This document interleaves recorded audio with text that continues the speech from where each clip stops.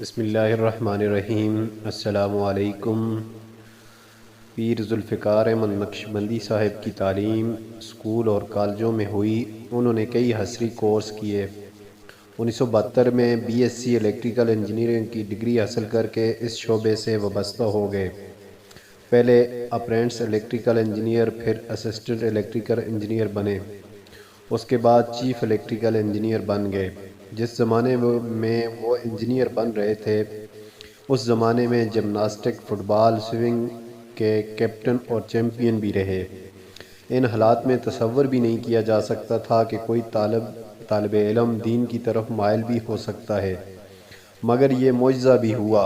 انہوں نے حصری تعلیم کے ساتھ ساتھ ناظرہ بھی پڑھا، ابتدائی دانیات، فارسی اور عربی کی کتابیں بھی پڑھیں، قرآن کریم میں حفظ کیا، یہاں تک کہ جب وہ لاہور یونیورسٹی میں زیر تعلیم تھے ان کا تعلق عمدۃ الفقہ کے مصنف حضرت مولانا سید ظاہر حسین شاہ صاحب سے ہو گیا، جو سلسلہ نقشبندیہ کے ایک صاحب نسبت بزرگ تھے۔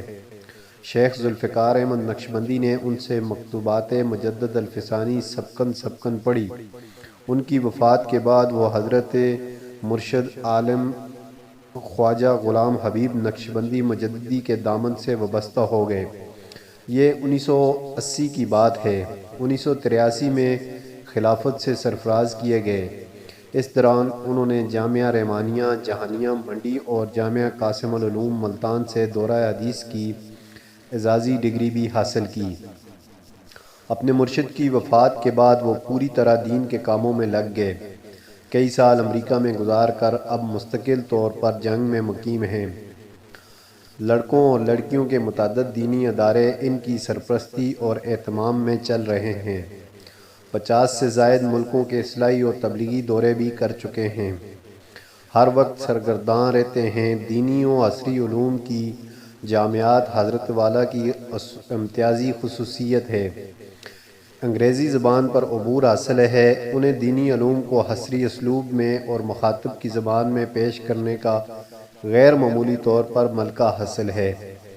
ہر سال رمضان المبارک کا مہینہ اور اس کا آخری عشرہ افریقی ملک زیمبیا میں گزارتے ہیں، جہاں حضرت اپنے مریدین اور خلفاء کی ایک بڑی جماعت کے ساتھ اعتکاف فرماتے ہیں۔ ہر سال حج کے ایام میں مکہ مکرمہ اور مدینہ منورہ میں مجلسیں لگتی ہیں اور بے شمار عقیدت مند ان مجلسوں میں ان سے استفادہ کرتے ہیں۔ گویا سال کے 12 مہینے ان کا فیض جاری رہتا ہے۔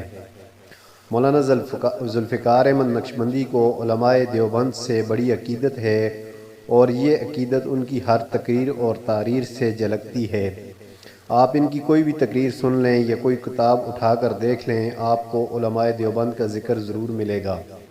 یہ عقیدت ہی ان کے ہندوستان آنے کا سبب بنی۔ افسوس اس بات کا ہے کہ انہیں بعض مقامات کا ویزا نہیں مل سکا، ورنہ تھانہ بون، گنگوا، ننوتا، رائے پور اور سہارنپور جیسے مقامات پر جہاں کبھی بزرگوں کی خانقاہیں ہوا کرتی تھیں، ان کا دل جانے کے لیے بڑا بے چین رہا۔ جب کوئی سبیل جانے کی نہ نکل سکی تو دلی سے دیوبند کا سفر انہوں نے شاملی اور تھانہ بون کے راستے کیا، تاکہ اگر ان بستیوں میں اندر نہ جا سکیں تو کم از کم ان بستیوں کے باہر سے بھی گزر جائیں۔ علماء دیوبند کا ذکر کرتے ہیں تو ان کے جذبات قابو میں نہیں رہتے، خود بھی روتے ہیں اور سننے والوں کو بھی رلا دیتے ہیں۔ وہ بار بار کہتے ہیں کہ اکابر علماء دیوبند تو صحابہ کرام کی مقدس جماعت کے وہ افراد ہیں جنہیں اللہ تعالیٰ نے 1400 سال بعد پیدا فرمایا تاکہ لوگ دیکھ لیں کہ میرے محبوب صلی اللہ علیہ وسلم کے صحابہ ایسے ہوا کرتے تھے۔ حضرت کی زبان میں تاثیر بہت زیادہ ہے۔ تقریریں تو بہت لوگ کرتے ہیں، گھنٹوں گھنٹوں کرتے ہیں، الفاظ کا سماں باندھ دیتے ہیں، لیکن جب لوگ مجلسوں سے اٹھتے ہیں تو ان کے پلے کچھ بھی نہیں ہوتا، جیسے آئے تھے ویسے ہی رخصت ہو جاتے ہیں۔ حضرت پیر صاحب کی خصوصیت یہ ہے کہ وہ عام سی سادہ سی باتیں اس سوچ کے ساتھ کرتے ہیں کہ دل پر اثر انداز ہوتی ہیں۔ اور سنتے رہے، ان کی زبان سے سنیں تو بالکل نئے محسوس ہوتے ہیں۔ ان کی آواز کا سوس اور دل کا اخلاص سننے والوں کو اپنے اثار میں لے لیتا ہے۔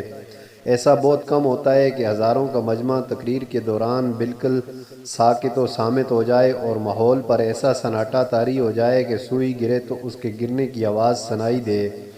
حضرت پیر صاحب جب تقریر شروع کرتے ہیں تو ایسا ہی ہوتا ہے، اور بدشوق سے بدشوق انسان کو بھی نہیں پتہ چلتا کہ کب تقریر شروع ہوئی اور کب ختم ہو گئی۔ 2-2.5 گھنٹے کس طرح منٹوں میں گزر گئے۔ تقریریں تو بہت سنی ہیں، لیکن اتنی جامع، مرتب، حسب حال اور پر اثر تقریریں کم ہی سنی ہیں۔ حضرت کے ایک خلیفہ کا کہنا ہے کہ حضرت پیر صاحب ہر تقریر سے پہلے مکمل تیاری کرتے ہیں، نوٹس تیار کرتے ہیں، حدیث کا متن نوٹ کرتے ہیں، حوالے تلاش کرتے ہیں، حسب حال، واقعات اور اشعار کے ذریعے اپنی ہر تقریر کو سجاتے سنوارتے ہیں، اور تقریر سے کچھ دیر پہلے تنہائی اختیار کر لیتے ہیں۔ اللہ کریم سے رو رو کر دعا کرتے ہیں کہ یا اللہ میری تقریر میں اثر دے، میری زبان میں حق بات کہنے کی صلاحیت پیدا فرما۔ حضرت پیر صاحب خود فرماتے ہیں کہ میں علامی تقریر نہیں کر سکتا۔ رات بھر مطالعہ کرنے کے بعد سامعین کو مخاطب کرتے ہیں۔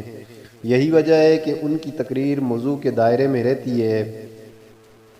حضرت پیر صاحب کی تقریروں میں حکیم الامت حضرت تھانوی کا رنگ جھلکتا ہے، جن کے واعظ ہم نے سنے نہیں ہیں، پڑھے ضرور ہیں، جو حضرت کے باکمال شاگردوں نے کئی گھنٹے بیٹھ کر من و ہن نقل کیے۔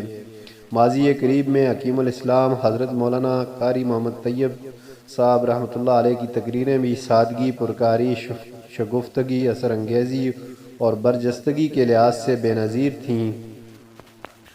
ذوالفقار احمد نقشبندی صاحب کی تقریریں سن کر حضرت قاری طیب صاحب رحمہ اللہ کی یاد آتی ہے۔ اچانک ان کی شہرت کا سفر شروع ہوا، اور جس طرح مشک کی خوشبو مہکتی ہے، اسی طرح ان کے وجود کی خوشبو مہکنے لگی۔ یہ خوشبو سرحدوں سے نکلی اور دور دور تک پھیل گئی۔